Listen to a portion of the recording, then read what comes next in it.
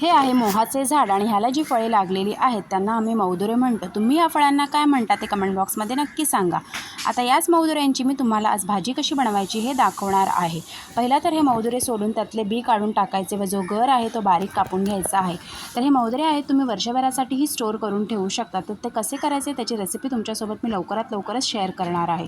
तर भाजी करण्यासाठी कापून घेतलेले जे मौदुरे आहेत ते कुकरमध्ये थोडंसं तेल घालून आपल्याला एक शिट्टी काढून घ्यायची आहे। त्यानंतर फोडणीकरिता एका भांड्यामध्ये तेलामध्ये बारीक चिरून घेतलेली मिरची, कढीपत्ता, एक कांदा बारीक चिरून घालायचा आहे। कांदा शिजत आला की एक टोमॅटो बारीक चिरून घालायचा आहे। टोमॅटो मऊ होईपर्यंत परतून घ्यायचा आहे।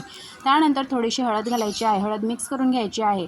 शिजवून घेतलेले मौदुरे छान मिक्स करून घ्यायचे आहे। त्यानंतर चवीपुरतं मीठ घालायचे आहे। 5 मिनिटं एक वाफ काढून घ्यायची आहे। 5 मिनिटानंतर आपल्याला त्यामध्ये थोडासा गरम मसाला घालायचा आहे आणि 1 चमचा खोबऱ्याचं वाटण घालायचं आहे। पुन्हा 5 मिनिटासाठी आपल्याला वाफ काढून घ्यायची आहे आणि मस्त आपली मौदुऱ्याची भाजी भाकरीसोबत खाण्यासाठी